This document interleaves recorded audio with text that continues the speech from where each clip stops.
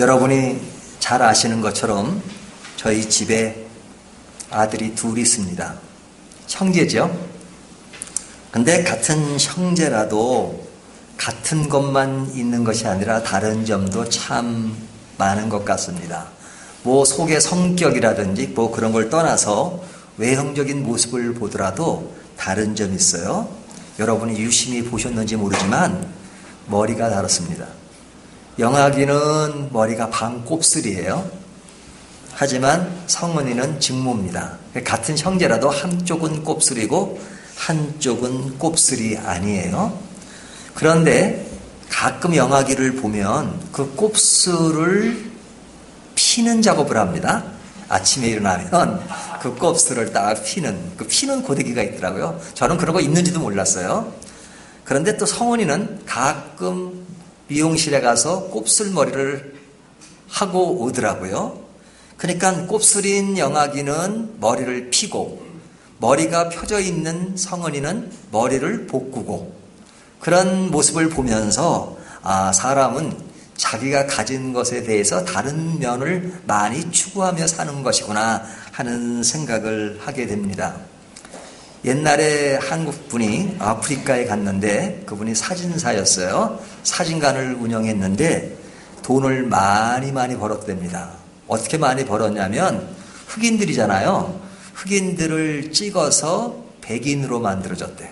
그러니까 흑인을 찍어서 백인 사진으로 뽑아줬더니 그렇게 사람들이 많이 몰리더래요. 그래서 돈을 많이 벌었다는 이야기를 들었습니다. 흑인은 하얘지는 것을 원하고 있구나 하는 생각을 하게 합니다. 그러니까 사람은 누구나 자기가 가진 것을 만족할 때도 있지만 자기가 가진 것보다 다른 것을 더 추구하는 것이 많은 것을 볼 수 있어요. 우리가 영화를 보면 악역을 하는 사람과 악역을 하지 않는 사람이 있잖아요. 근데 악역을 하게 되면 사람들로부터 욕을 참 많이 먹습니다. 영화 배우들이 그런 얘기를 해요. 아니 연기인데 사람들이 실제 악인인 것처럼 생각해가지고 어디 길거리를 타는데 막 그렇게 살지 말라고 야단을 치는 사람이 있대요. 근데 악역을 맡으면 사람들에게 많은 손가락짓을 받을 수 있지만 그러나 연기자 스스로는 악역을 맡으면 그렇게 좋답니다. 평상시에 그런 악한 일을 할 수가 없잖아요. 하지만 연기를 통해서 악한 일을 하게 되면, 악한 연기를 하게 되면 자기 스트레스가 확 풀린대요. 그것을 보면 인간에게는 죄성이 있는데 그 죄성을 충분히 발산하지 못하고 살 때가 많잖아요. 특별히 우리 믿는 사람들은 의롭게 살아야 한다, 거룩하게 살아야 한다 하는 그런 생각을 많이 지니고 삽니다. 그런데 죄를 범한 죄 잔재가 남아있는 우리들에게는 사실은 죄를 발산하고 싶을 때가 있어요. 어떤 거룩이라는 것에 의해서 그것을 자제할 때가 많죠. 하지만 어떻게 한번 풀어지면 그냥 한번 무너질 대로 무너지려고 하는 그런 마음이 인간 마음속에 웅크리고 있단 말이죠. 그러니까 이런 마음이 있는 것이 인간에게 있는 그런 요소라고 말할 수가 있습니다. 자, 이런 모습이 있기 때문에 인간은 사실은 자기가 있는 영역을 벗어나서 그릇되게 나가는 요소가 분명히 있는 것 같습니다. 자, 오늘 우리가 에스겔을 보고 있는데요. 오늘 본문에 보면 지금 이 내용이 1차적으로는 이스라엘 백성들을 향한 메시지잖아요. 에스겔 선지자를 통해서 이스라엘 백성들이 하고 있는 상황들을 보면서 그들에게 전하는 메시지입니다. 근데 그 메시지를 선지자가 전하지만 그러나 그 메시지를 말씀하는 분은 누구세요? 하나님이시죠. 그래서 에스겔이 그 말씀을 전하면서 주 여호와의 말씀이니라 그러잖아요. 그러니까 선지자가 이야기를 한다 할지라도 그 말씀의 내용은 하나님이 하시는 말씀이란 말이죠. 그런데 오늘 본문 35절을 보면 하나님이 하시는 말씀인데 뭐라고 이야기하시냐면 그러므로 너 음녀야 여호와의 말씀을 들을지어다 이러죠. 자, 이스라엘 백성들을 향해서 뭐라고 말씀하시죠? 호칭이 나옵니다. 뭐라고 호칭하시냐면 너 음녀야 그러죠. 너 음녀야. 여러분 음녀라는 것은 굳이 설명을 안 해도 어떠한 인물인가 하는 것은 너무너무 잘 알고 계시죠. 근데 이 음녀라고 하는 것은 사람들이 왜곡해서 오해해서 하는 말이 아닙니다. 하나님이 선지자를 통해서 부르시는 호칭입니다. 하나님이 이스라엘 백성을 향해서 너 음녀야 이렇게 말씀하시는 겁니다. 왜 하나님께서 이렇게 말씀하실까요? 이스라엘 백성이 음녀라는 호칭을 들을 만큼 극도로 타락한 상태에 있기 때문에 그 타락한 모습을 보고 하나님께서는 선지자를 통해서 너 음녀야 이렇게 말씀하시는 거잖아요. 음녀라고 호칭을 듣는 이스라엘 말로 처절하지 않아요? 근데 이런 호칭이 이스라엘 백성들에게만 주어지는 것이 아니라 오늘 우리들에게도 주어질 수 있습니다. 우리는 누구예요? 상당히 좋은 호칭을 가지고 있잖아요. 우리에게 주어진 호칭이 뭡니까? 성도.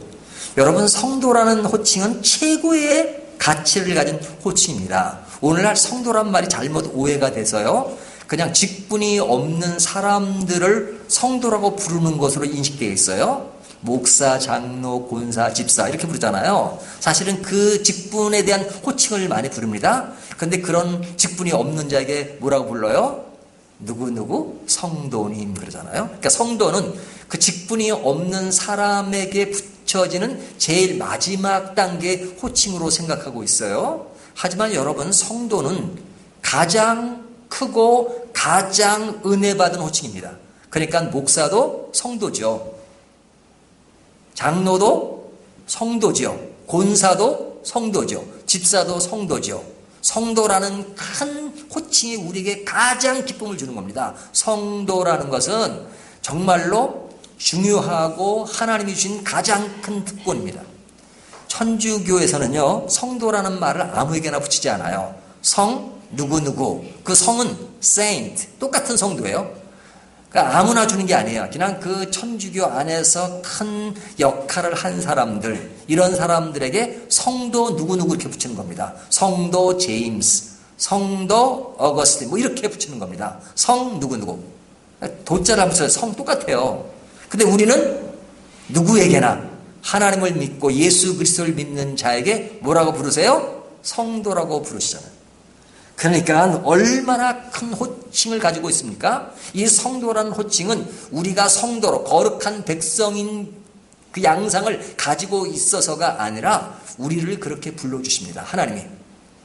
그 불러주시는 이야기를 에스겔서로 이야기를 한다면 그 아이가 태어나서 길바닥에 버려지고 그 피트성이가 그냥 버려진 아이예요. 그 버려진 아이를 데려다가 건강하게 키우고 옷을 입히고 그래서 자라서 아내로 삼은, 누구의 아내입니까? 왕의 아내로 삼은 왕후가 된 존재. 그 존재는 정말로 그 어린 아이일 때는 볼품도 없고 모든 것을 잃어버린 최하의 모습이었지만 최고의 상태로 만들어준 그분이 그 아이를 왕으로 삼았다. 그러면 대단한 거잖아요. 성도라는 것은 뭐냐면 우리가 죄 가운데 있고 그릇된 길을 갈 수밖에 없는 우리들을 예수 그리스도의 피로 우리를 성도로 만들어 주신 것 얼마나 감사합니까? 이것처럼 큰 것이 없죠. 그런데 이런 우리를 뭐라고 부르시냐면 성도라고 부르십니다. 그러니까 이 성도라고 부르심을 받은 우리들의 삶이야말로 정말로 중요하죠.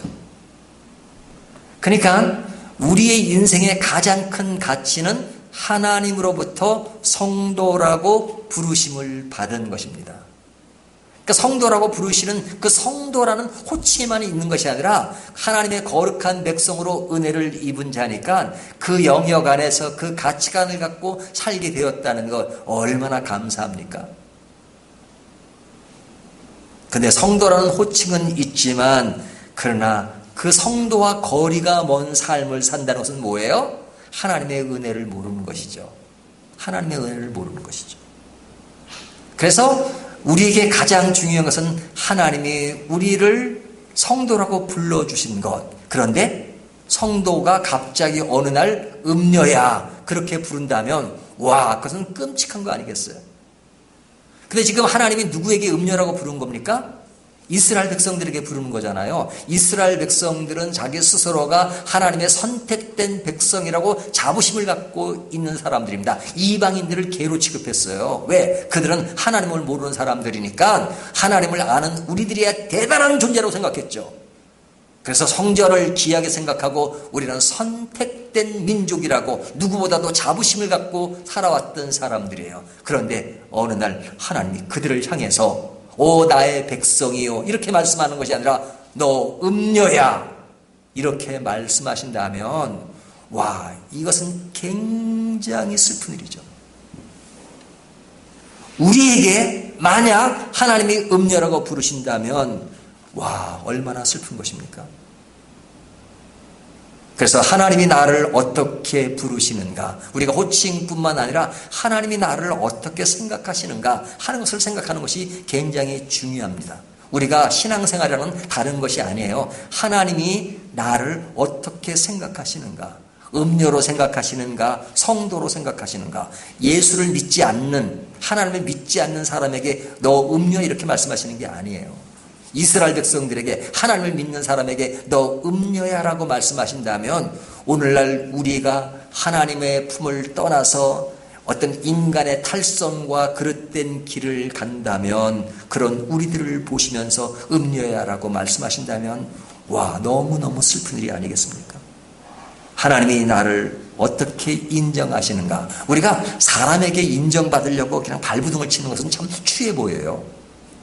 하지만 사람이 알아주든 알아주지 않든 하나님이 나를 알아주는 곳에는 생명을 걸어야 합니다. 모든 사람이 나를 알아주지 않는다 할지라도 하나님만 알아주면 오케이. 여러분, 그것이 신앙의 최고봉이에요.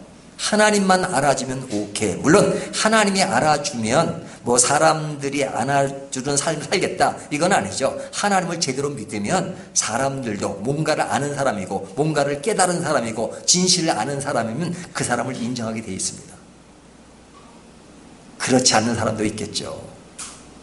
하지만 하나님께 인정받는 삶, 그것을 생각해야 돼요. 사람들에게 보이는 것 말고, 사람들이 알아주는 것 말고, 사람들에게 눈에 띄는 것 말고, 사람들이 알아주지 않고 사람들이 그런 것을 모른다 할지라도, 나 혼자 애를 끊는 것이 있다 할지라도 하나님만 알아주면 오케이, 이렇게 생각하는 것이 믿음의 정상입니다.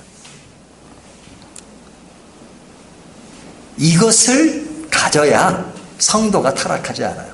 성도가 타락하지 않는 것은 사실은 이것을 제대로 알면 성도는 타락의 길을 가는 것이 아닙니다. 하지만 이것을 외면하고 하나님이 알아주는 것을 생각하지 않고 하나님을 알아주는 영역 밖으로 사람들에게 호소하고 사람들이 알아주기를 바라고 위선과 종교적 행위와 이런 것으로서 어떤 흉내를 내는 것이라면 그것은 이미 타락의 길을 가는 것입니다. 두 번째는요, 성도가 타락하면 어떤 현상이 일어나는가. 35절을 보면요, 그러므로 너 음녀야 여호와의 말씀을 들을지어다. 여호와의 말씀을 들어라. 이것은 뭐 계속 나오는 말씀이죠. 이 에스겔을 보면 여호와의 말씀을 들으라, 이 말씀이 계속 강조되고 있잖아요. 또 43절을 보십시오.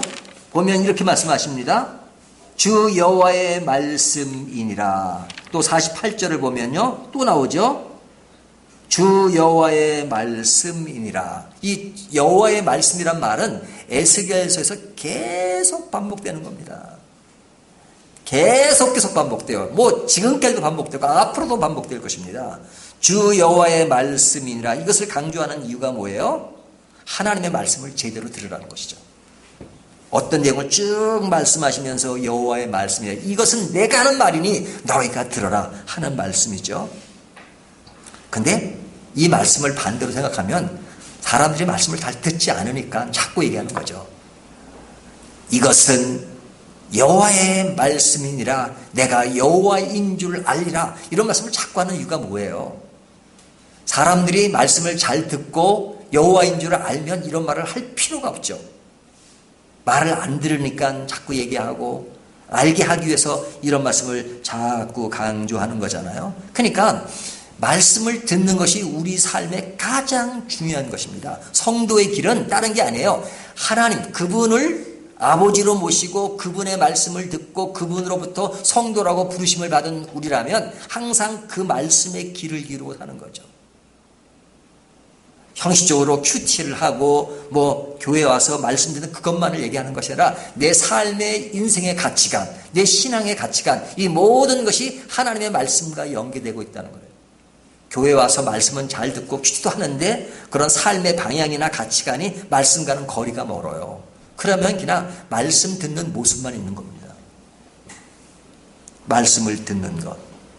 근데 이 말씀을 듣지 아니하면 어떻게 되는 줄 아십니까? 이 말씀을 듣지 않는다는 얘기는 하나님과의 관계를 중요하게 생각하지 않는다는 거예요. 하나님과의 관계를 중요하게 생각하지 않으면 뭐가 나와요? 내가 주체가 되죠. 내가 주인이 되고 내가 주체가 되고 내 생각, 이것이 모든 것을 지배합니다. 그러면 그때부터는 하나님을 중심으로 살지 않아요. 내가 중심이 돼요. 내가 중심이 되면 하나님도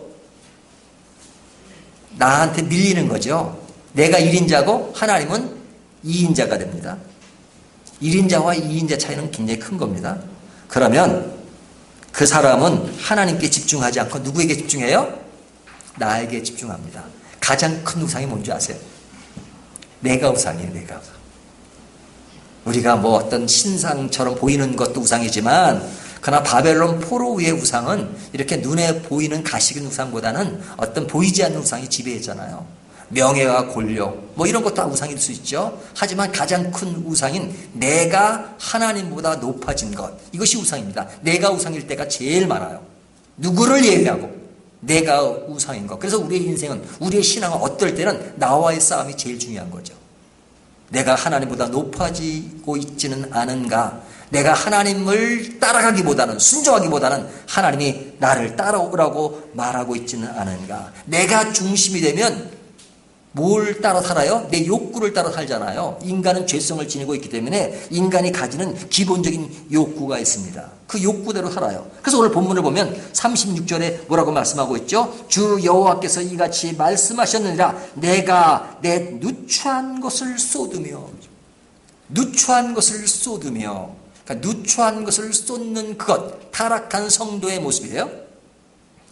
뿐만 아닙니다. 계속 이어지죠. 내 정든 자와 행음함으로 벗은 몸을 드러내며, 자, 쏟으며 몸을 드러내며 또 가증한 우상을 위하여 내 자녀의 피를 우상에게 드렸은즉, 이 동사들을 잘 보십시오.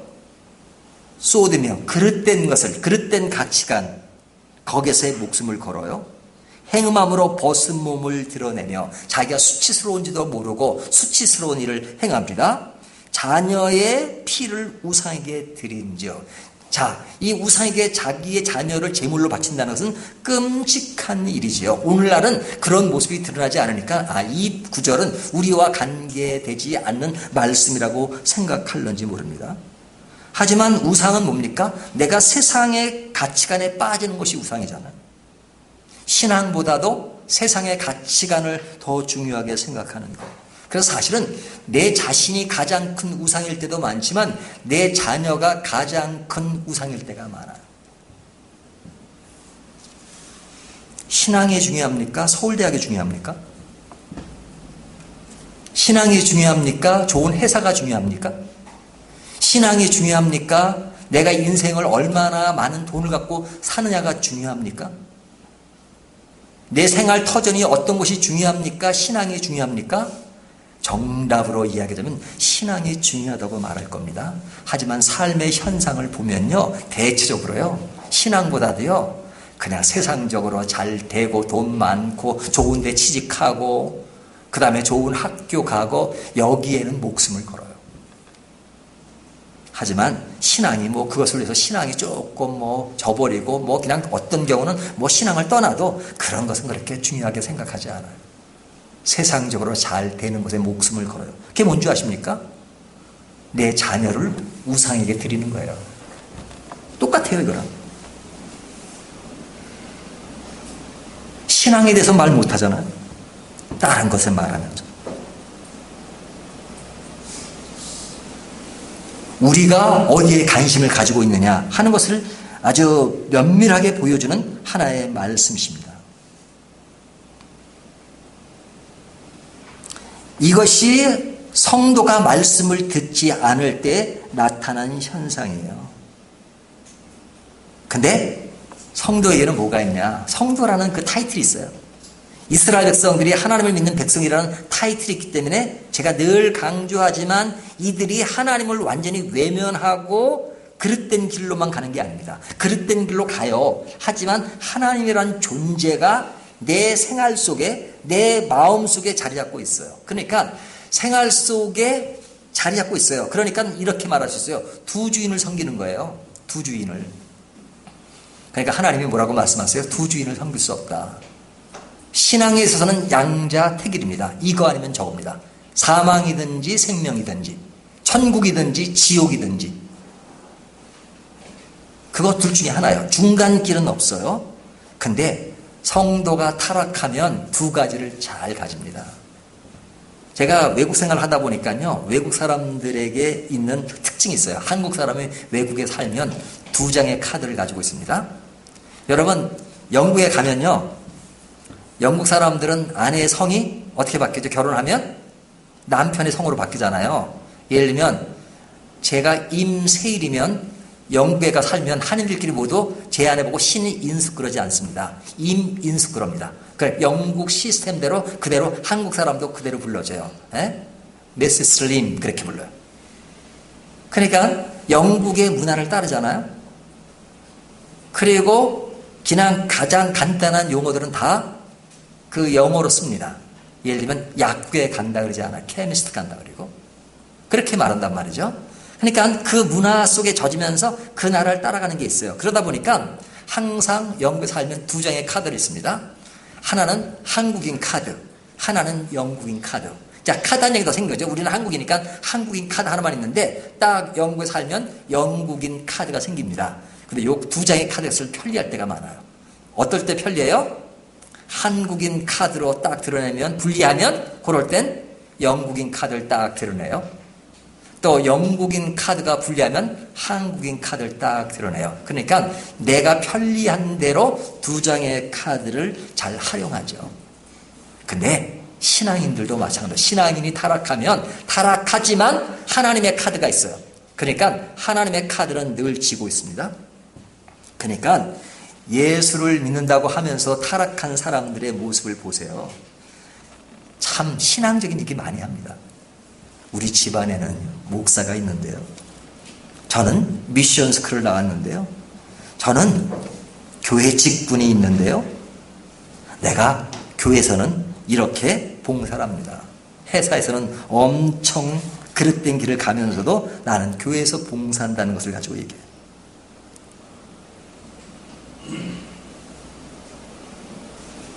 하지만 그런 내세우는 카드가 있지만 실제 살아가는 것은 내 만족을 위해 살아갑니다. 이것이 타락입니다. 여러분 이런 이야기는 참 힘든 얘기예요. 하지만 제가 강해 설교를 하다 보면 계속해서 강해 속에서 그 내용을 다루기 때문에 이 말씀을 안 할 수가 없죠. 근데 이 타락 이것은 믿지 않는 사람보단 좀 낫다라고 생각할런지 모르지만 오늘 본문은 뭐라고 말씀하시는 줄 아십니까? 47절을 보세요. 이렇게 말씀하십니다. 내가 그들의 행위대로만 행하지 아니하며 그 가증한 대로만 행하지 아니하고 그것을 적게 여겨서 내 모든 행위가 그보다 더 부패하도다. 무엇보다도 더 부패하다. 이렇게 말씀하고 있죠. 더라는 것을 강조하고 있습니다. 또 51절을 보면 사마리아는 내 죄의 절반도 범하지 아니하였느라 내가 그들보다 가증한 일을 심히 행하였으므로 내 모든 가증한 행위로 내 형과 아우를 의롭게 하였느니라. 여기 보면 내가 그들보다 가증한 일을 심히 행하였으므로 그렇죠? 비교하는 거죠. 또 52절 하반절을 보면 내가 내 형과 아우를 의롭게 하였으면 너는 놀라우면 내 수치를 담당할지니라. 그 앞에 보면 내가 내 형과 아우를 유리하게 판단하였은즉 너도 내 죄를 담당할지니라. 내가 그들보다 더 가증한 죄를 범하였으므로, 그들보다 가증한 죄를 더 범하였으므로. 지금 누구에게 하는 말씀이에요? 이스라엘 백성의 예루살렘. 예루살렘만 얘기하나, 예루살렘은 이스라엘 전체를 상징하는 거죠. 그들이 지은 범죄가 소돔과 사마리아보다도 더하도다. 그들의 범죄가 더하도다. 성도가 타락하면 일반 사람보다 더 취해지는 겁니다. 제 친구 중에 안 누구누구라고 있어요.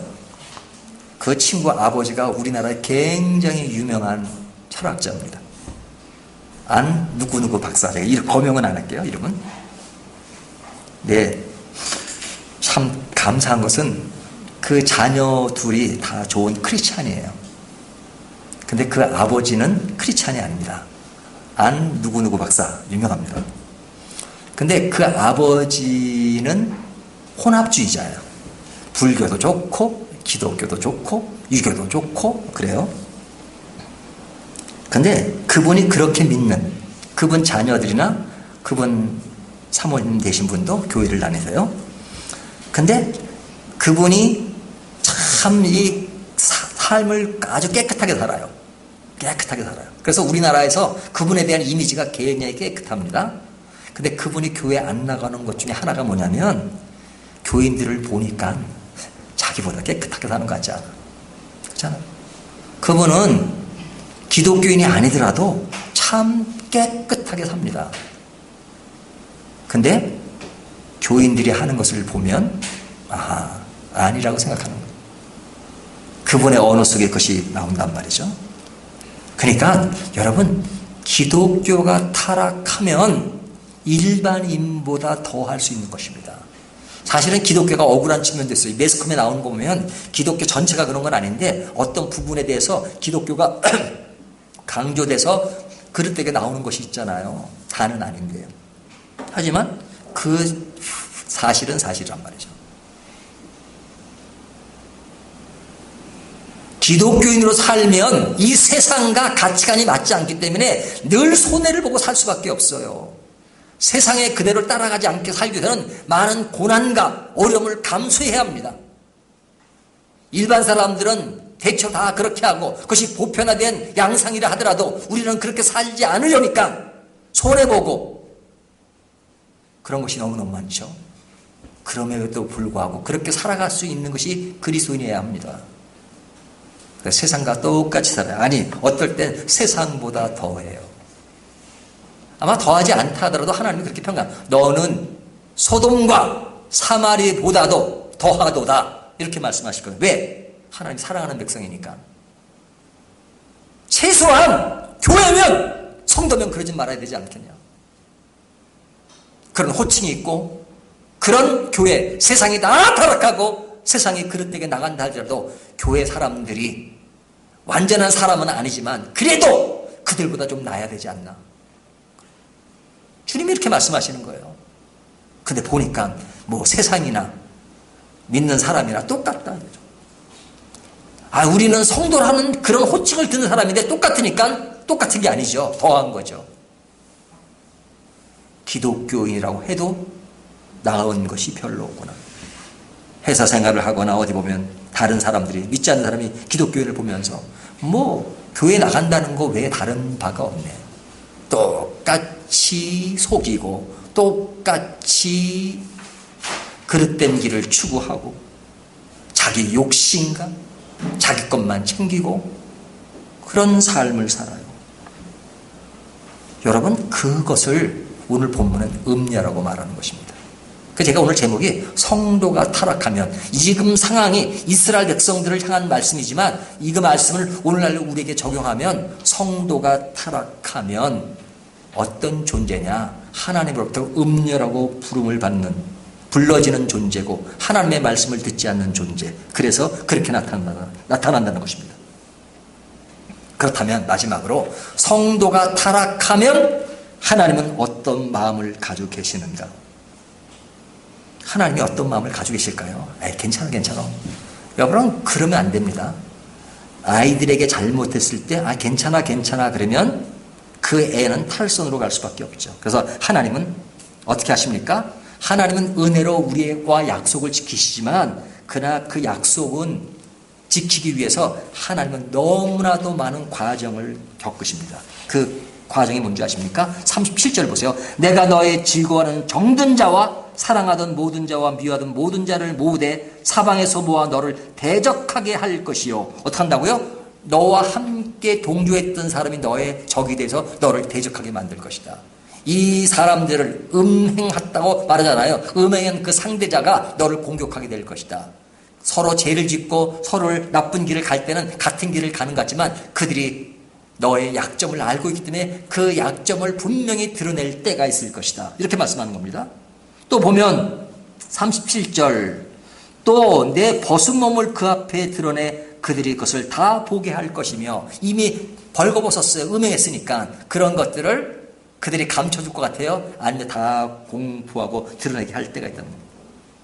38절 보면 내가 또 간음하고 사람의 피를 흘리는 여인을 심판함같이 너를 심판하여 진노의 피가 질투의 피를 내게 돌리고 자 너희를 그들 손에 넘긴다는 얘기죠.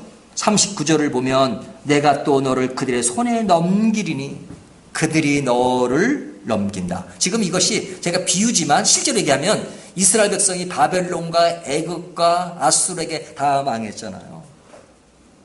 하나님을 등진 사람들의 이스라엘에게 너희들은 다 뺏기게 될 것이다 그러죠. 41절 보면 불로 내 집을 사르고 뒤에 내가 너에게 곧 음행을 그치게 하리니 하나님이 음행을 그치게 한대요. 내가 다시는 답을 주지 아니하리라. 이 말씀은 하나님이 너를 그 말이 아니에요. 하나님이 너에게 관심이 없어 이렇게 말한다면 실제로 하나님이 관심이 없는 건 아니죠. 하지만 그런 표현을 쓰는 것은 하나님의 마음이 많이 상했다는 것이죠. 내 분노를 그치겠다, 노하지 않겠다 하고 42절에 말씀하시고 43절에 보면 보응하시겠다라고 말씀하시겠죠. 그래서 보응이 실제로 이루어집니다. 어떻게 이루어지죠? 이스라엘 사람들이 나중에 바벨론의 포로가 되잖아요. 그것이 그 보응된 것입니다. 바벨론의 포로로 잡혀가잖아요. 여러분, 이 바벨론의 포로는요, 징계의 가정입니다.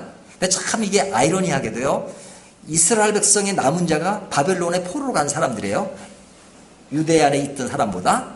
그러니까 바벨론의 포로로 갈 것이라는 것은 예레미야 선지자를 통해서 예언했던 겁니다. 하지만 바벨론의 포로가 그것이 새로운 것을 회복하는 하나의 기회가 되지만 그 자체는 징계란 말이죠. 그 자체는 징계예요. 하나님은 이 징계를 받게 하십니다.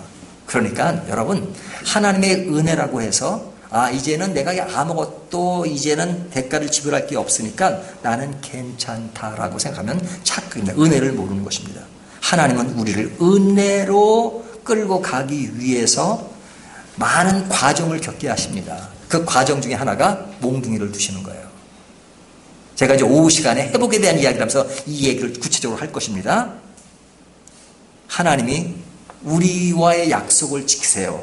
그러나 지키는 과정 속에 하나님은 몽둥이를 주네요. 그 몽둥이는 바벨론을 포로로 간 겁니다. 포로로 가서 사람들이 많이 변화가 일어나요. 우상 숭배도 양상이 달라져요. 하지만 그 과정은 반드시 겪어야 될 것이라 이거죠.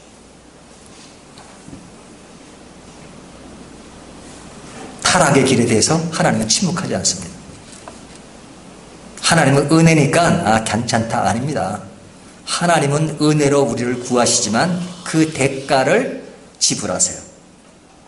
어떨 때는 인간이 지불을 못하니까 하나님이 직접 지불하신 것이잖아요. 그것이 회복의 최종선입니다. 그렇다면 타락이란 뭐냐? 하나님을 등진 것입니다.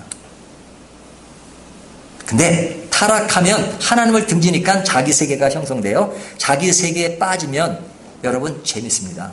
타락은 말 자체가 억양이 좋지 않잖아요. 하지만 타락의 길은 재미있는 길입니다.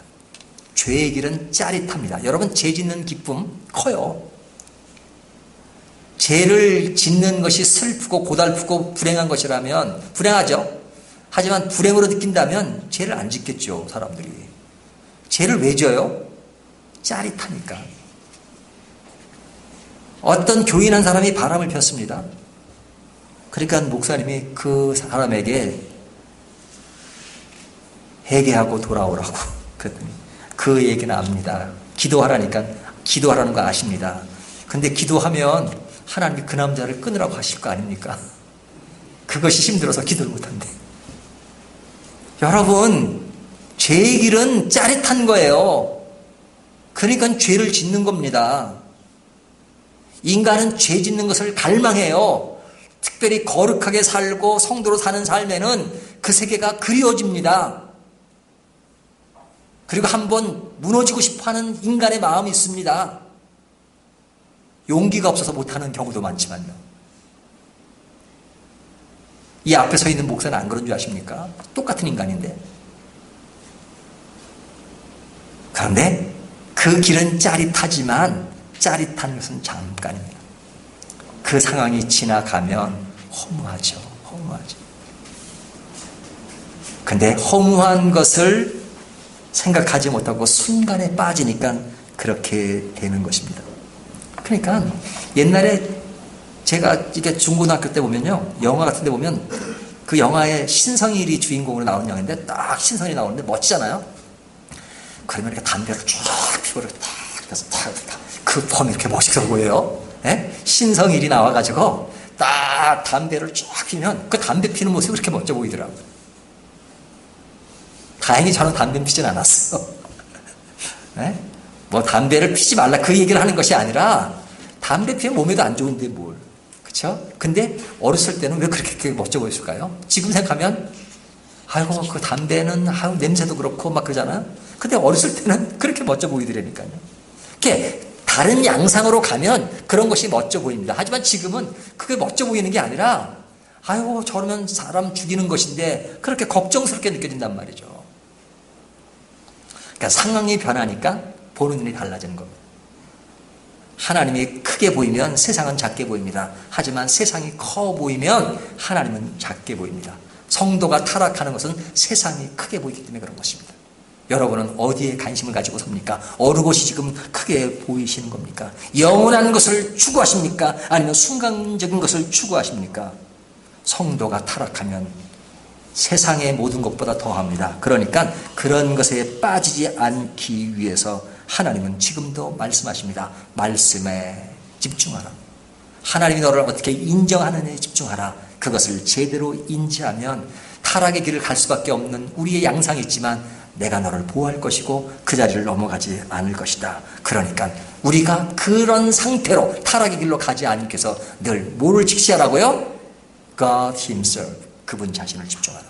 그리고 그 말씀에 집중하라. 그리고 하나님 안에서의 영역과 세계가 얼마나 귀하고 얼마나 좋고 얼마나 감사한지를 알라. 그러면 세상의 것이 우습게 보입니다.